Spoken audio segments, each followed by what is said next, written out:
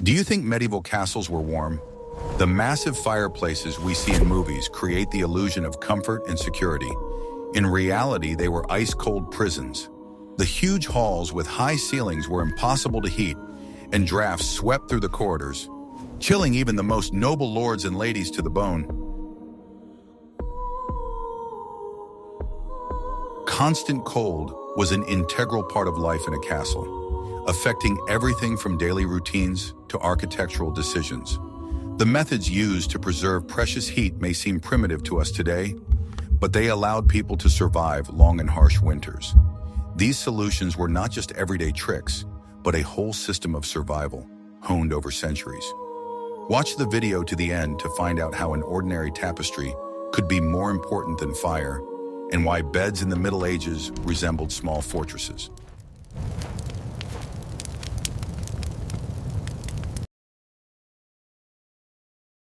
The open hearth in the center of the main hall was the heart of an early medieval castle. It served not only as a source of heat, but also as a place for cooking and the center of social life. Smoke from the hearth rose and escaped through a special opening in the roof called a lucarne. This system was extremely inefficient, as most of the heat escaped along with the smoke. Wall fireplaces, which appeared later, were a real technological breakthrough. They allowed smoke to be removed more efficiently through a chimney built into the wall. However, even these fireplaces only heated a small space directly in front of them. In huge stone halls, the rest of the room remained freezing cold. Fuel consumption was enormous and required constant expense and effort. It took tons of wood every week to heat one large hall. The forests around the castles were rapidly being cut down, making firewood an increasingly expensive and scarce resource. The procurement and delivery of fuel was a constant concern for castle managers. Thus, the fire in the fireplace provided psychological comfort rather than actual warmth. It was a symbol of status and hospitality, gathering the castle's inhabitants around it. But to step away from it meant plunging back into the piercing cold of the stone walls. The main fuel was hardwood, such as oak and beech. These burned slowly and gave off a lot of heat, unlike softwoods. The quality of the firewood was carefully controlled, as the efficiency of the heating depended on it. Wet or rotten wood produced a lot of smoke and little heat. Coal was used less often because of its high cost and delivery difficulties. However, in some regions rich in coal deposits, it became the main alternative to wood. Coal provided more even and longer-lasting heat, but required special braziers. Peat was also used as fuel, especially in marshy areas.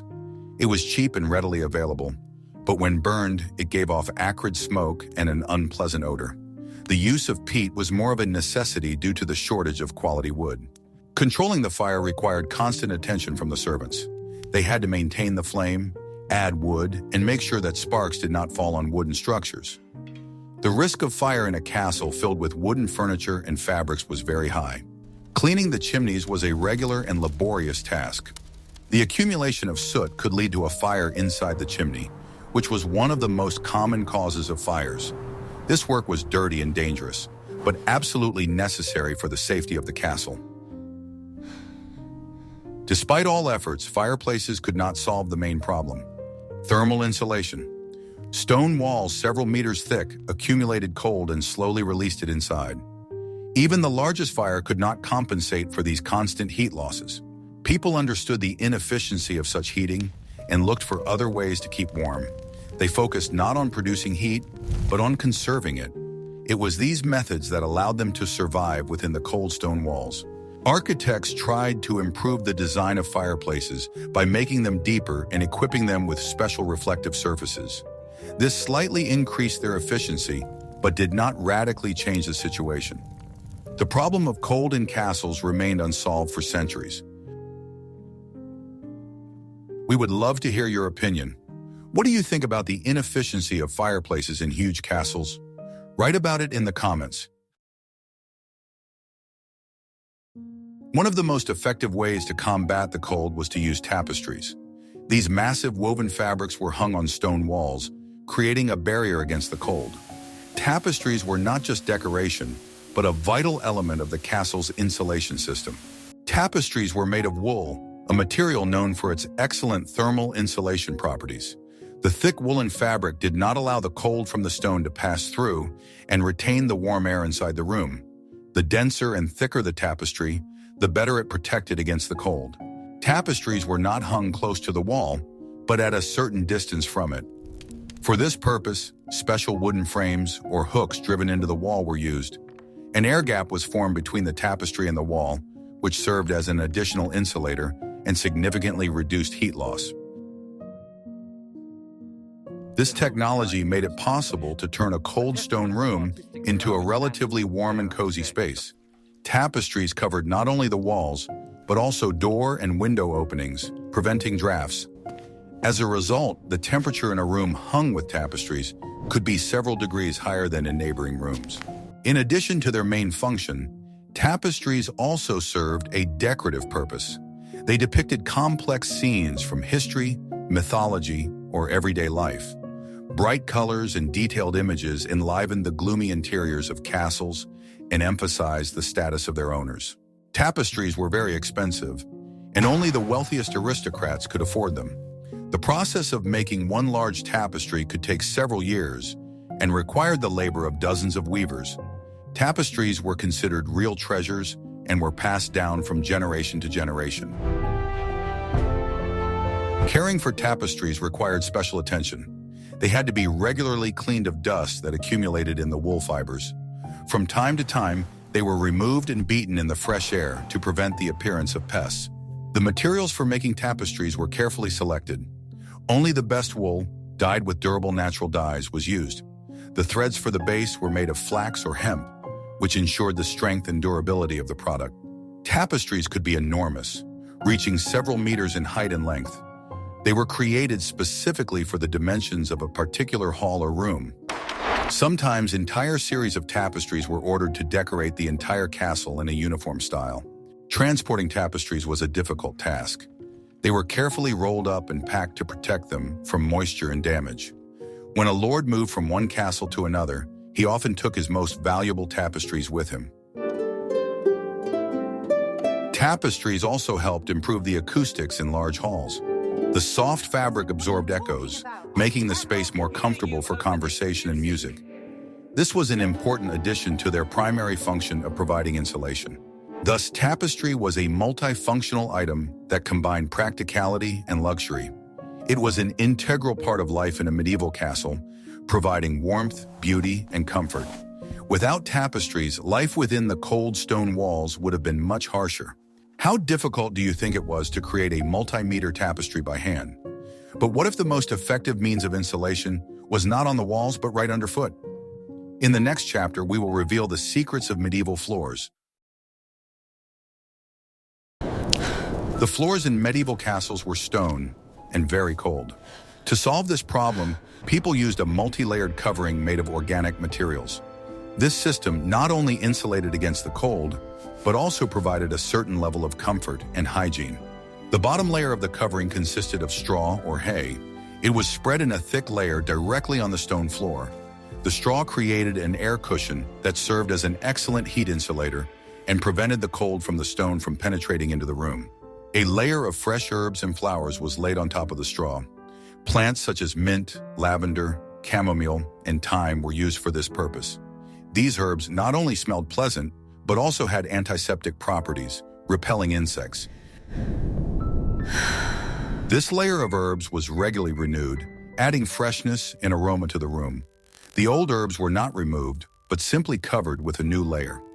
As a result, the floor was a multi-layered cake of organic materials, which became thicker over time. This system had its drawbacks. Food scraps and other debris accumulated in the lower layers over time. This created a favorable environment for bacteria and rodents to breed, despite the use of aromatic herbs. Complete replacement of the floor covering was rare, perhaps once or twice a year. It was a big and laborious job that required the efforts of many servants. The entire old layer was removed from the castle and burned, after which a new one was laid. In wealthier homes, carpets could be laid on top of the grass layer. Carpets were a luxury item brought from the East. They not only added warmth and comfort, but also served as an indicator of the owner's high status.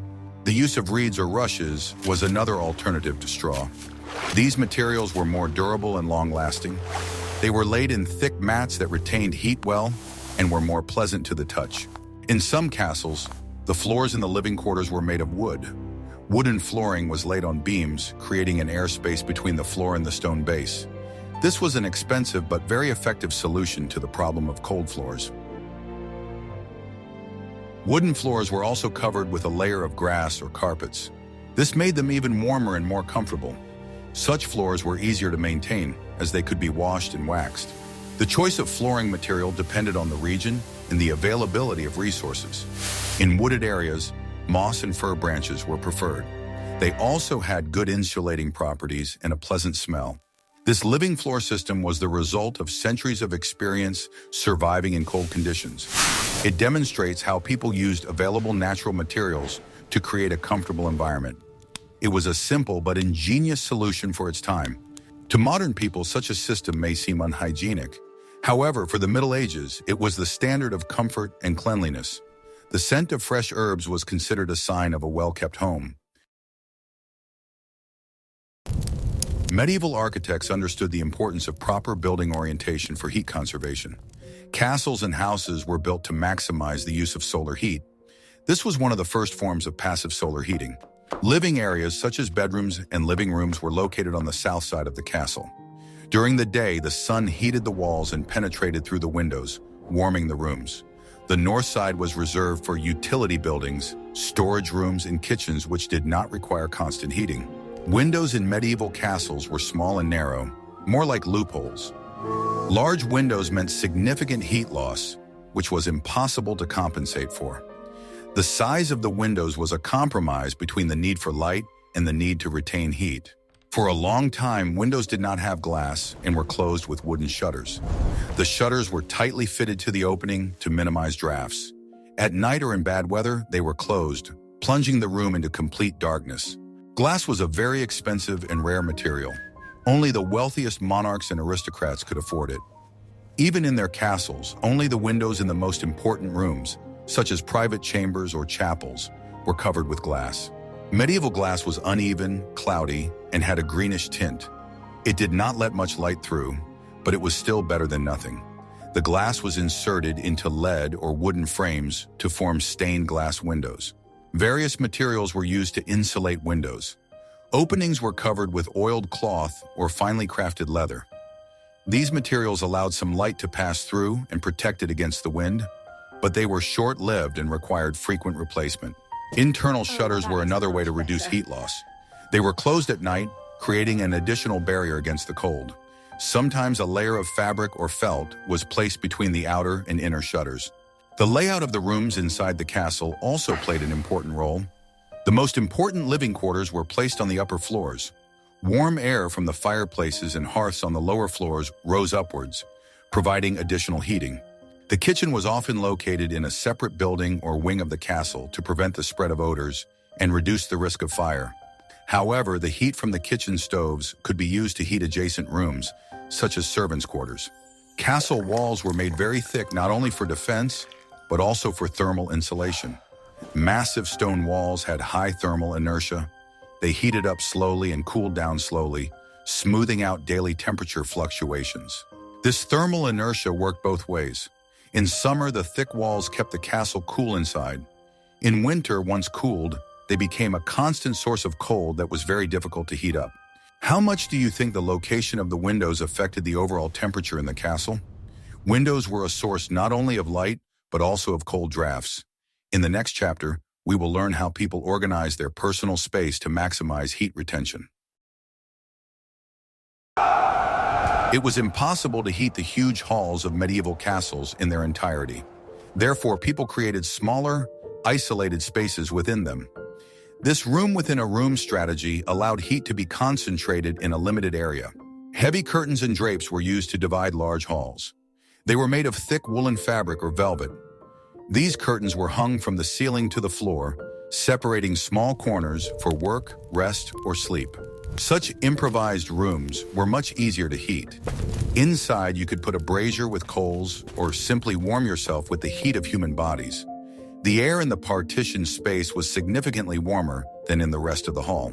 The private quarters of the lord and his family, called solars, were relatively small.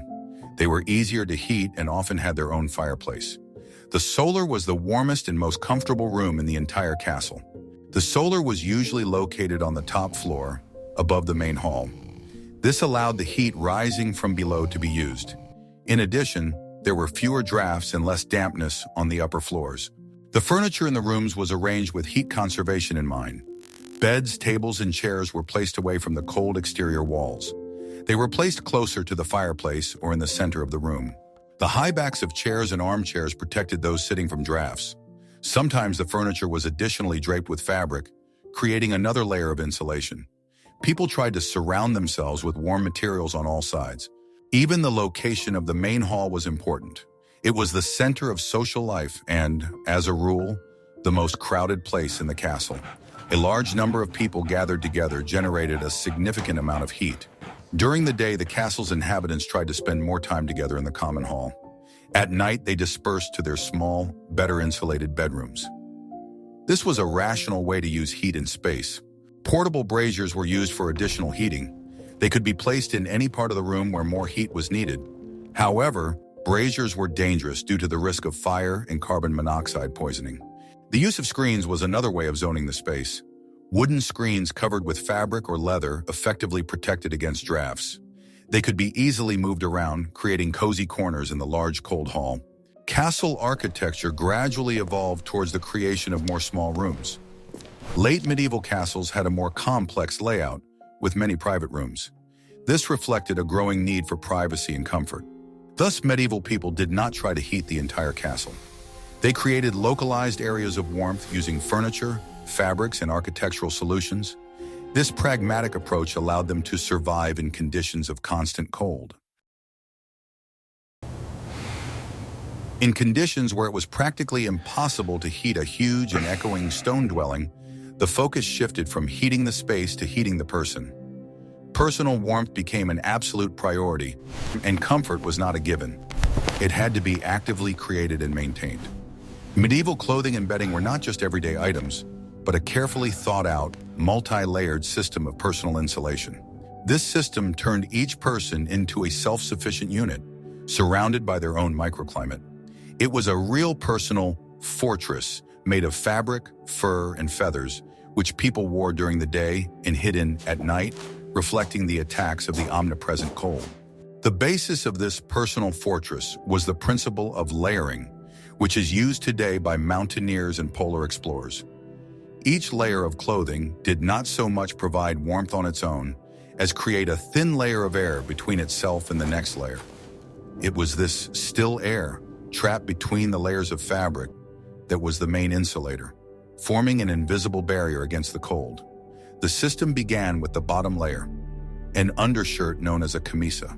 Over the linen shirt, one, and in severe cold, 2 or even 3 woolen tunics of different lengths were worn. Wool was a strategic material in medieval Europe, the main means of combating the cold. Its unique properties lay in the structure of its fibers, which, even in tightly woven fabric, created myriad air pockets that retained heat. Protecting the feet was no less important, as the cold rose up from the stone floors. Men wore stockings called hose, which were also made of thick wool. They fit tightly around the legs from the feet to the thighs, leaving no gaps for cold air to enter, and were attached to the belt with special garters. Footwear was mainly leather, but its design took into account the need for insulation. So-called pattens were often used, wooden platform sandals that were worn over leather shoes for walking on the street. They raised the foot above the icy ground, mud, and snow, keeping the main shoes dry and protecting the feet from freezing. Outerwear was the final, most powerful layer of protection. Long and wide cloaks, capes, and mantles made of heavy, thick cloth were a must-have item in any wardrobe. Their cut allowed you to wrap yourself completely in them, like a portable blanket, creating another voluminous layer of insulating air. For the nobility and wealthy townspeople, cloaks were often lined with fur, which made them incredibly warm and prestigious garments. Squirrel, rabbit, marten, or beaver fur not only retained heat excellently, but also demonstrated the wealth and high social status of the owner. Realizing that a significant amount of heat is lost through the head, people in the Middle Ages almost never went bareheaded. Headwear was an integral and mandatory part of the wardrobe for both men and women, and was worn not only outdoors but also indoors.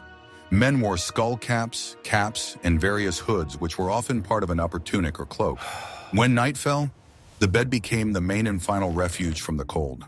A medieval aristocrat's bed was not just a piece of furniture, but a monumental, almost architectural structure. Made of solid oak, it had 4 tall carved posts supporting a solid wooden canopy.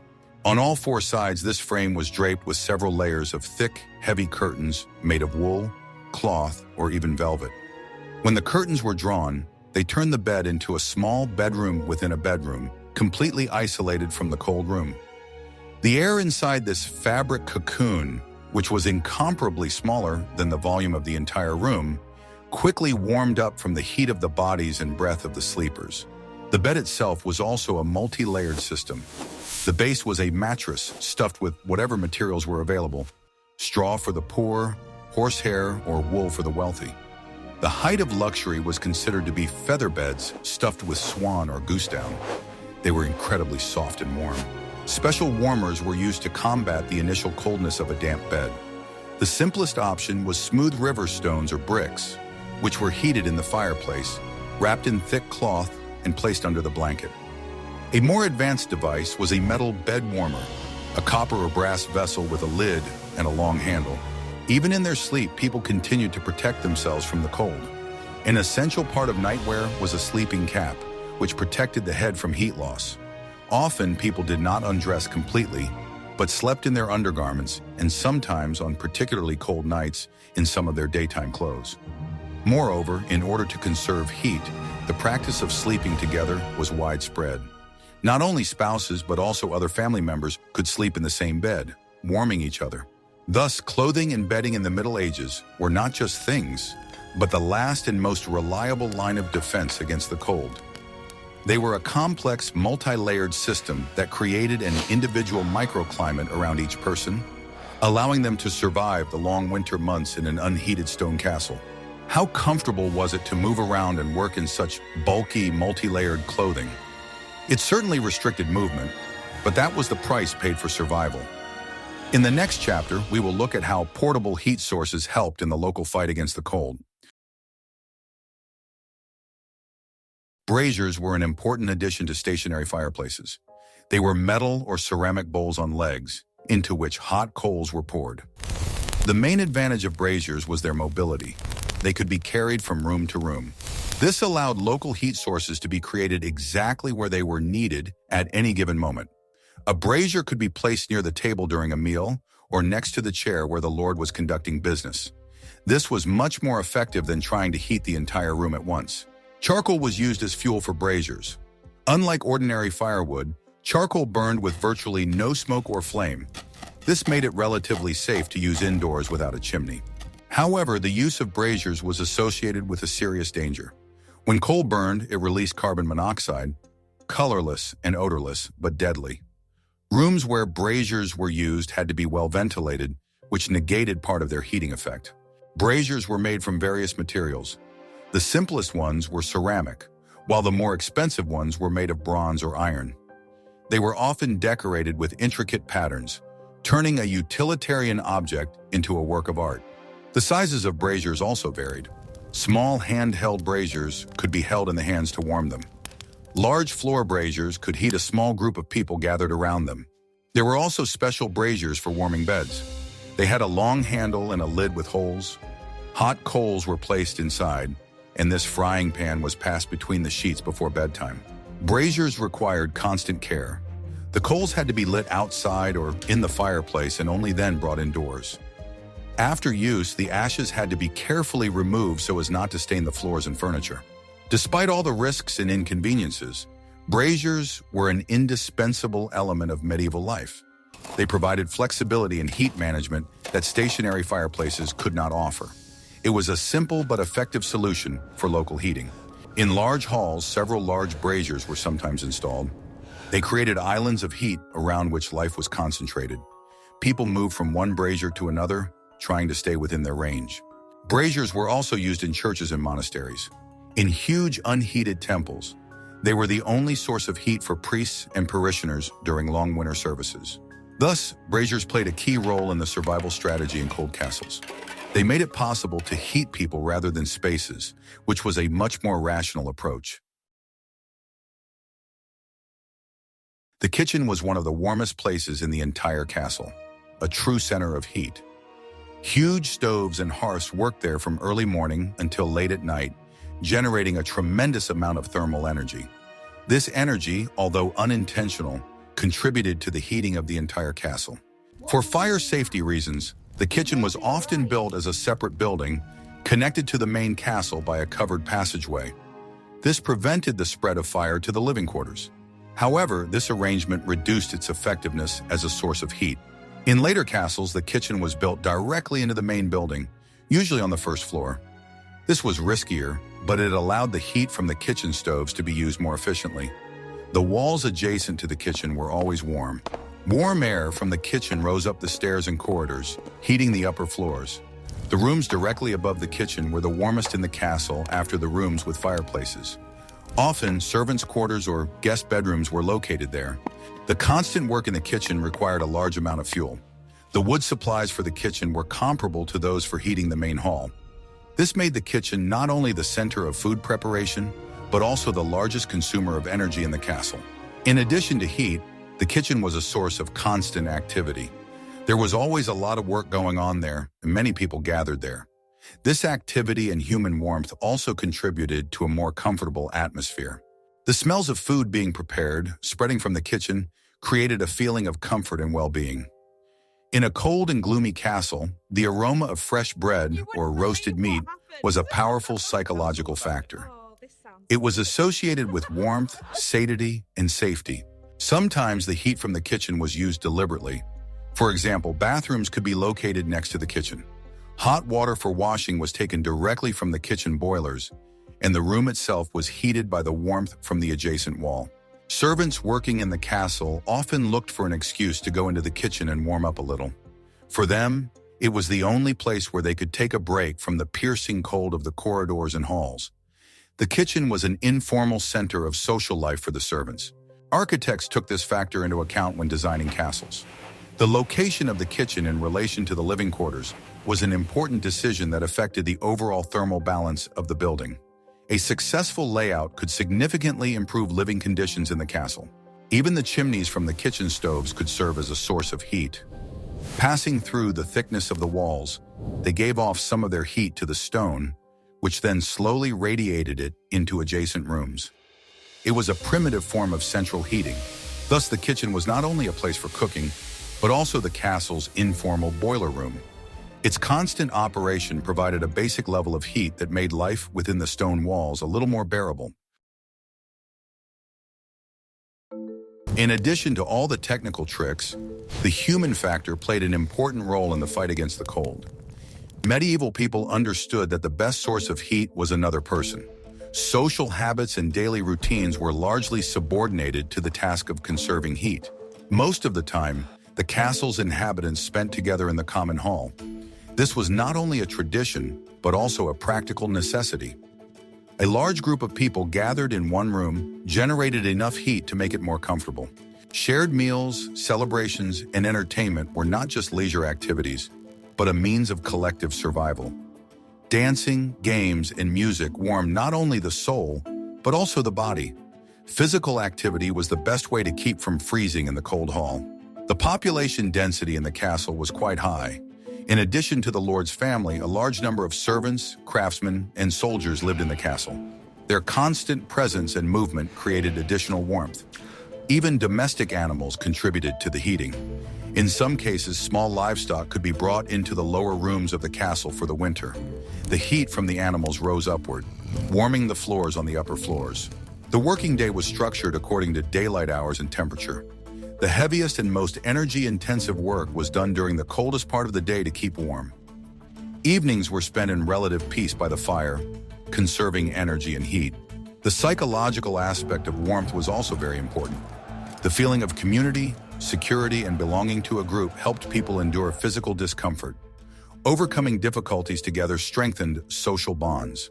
Hospitality was not only a virtue, but also a way to attract more people to the castle, and accordingly, more warmth.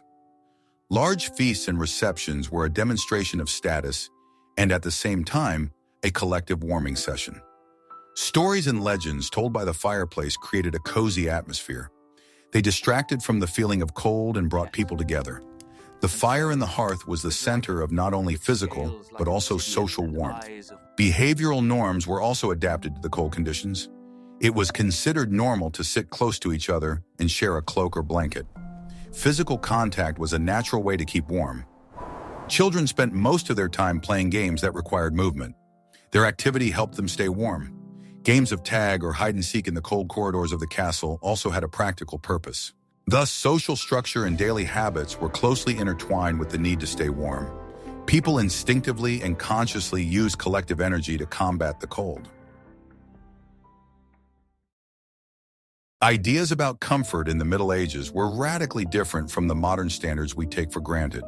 For medieval people, constant cold, penetrating dampness, and drafts were not annoying inconveniences, but a norm of life that had to be tolerated and adapted to.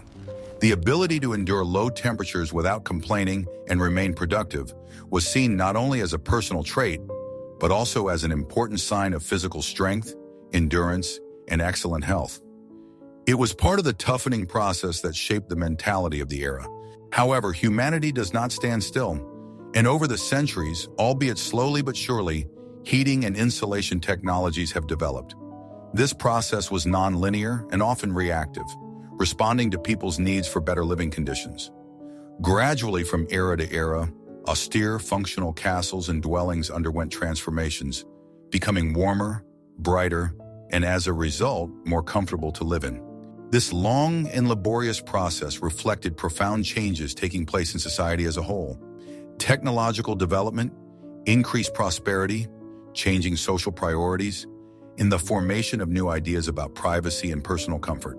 One of the most revolutionary and key innovations that changed the very paradigm of living space was the widespread use of glass.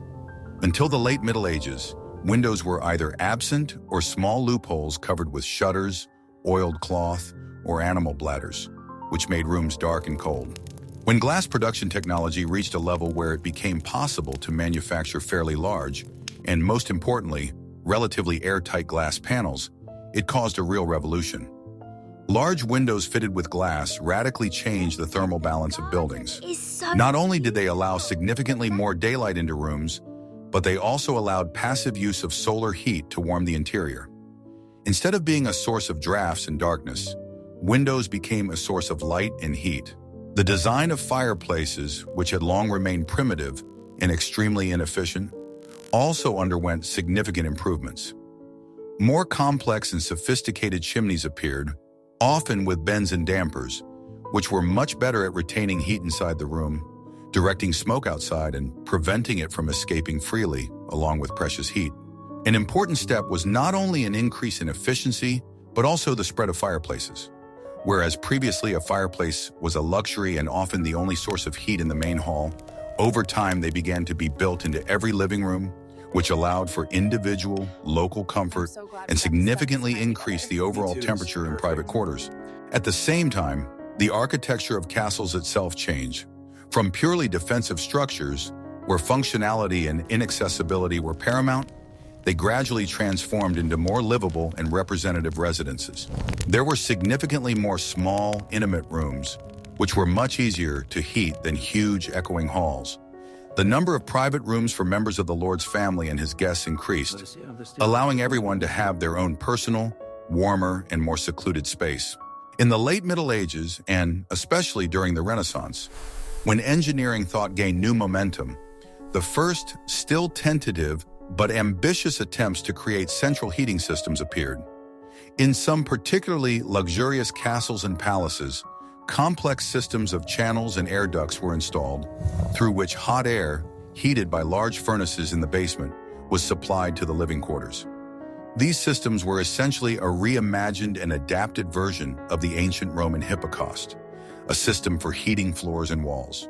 However, these early central heating systems were incredibly expensive to build, required enormous amounts of fuel, and were extremely difficult to operate and maintain. Due to their high cost and technical complexity, they did not become widespread and remained the privilege of only the wealthiest and most powerful rulers and aristocrats. Nevertheless, they were an important harbinger of the future, pointing the way in which engineering thought and man's quest for the most efficient and comprehensive heating of dwellings would develop. Attitudes towards clothing also changed.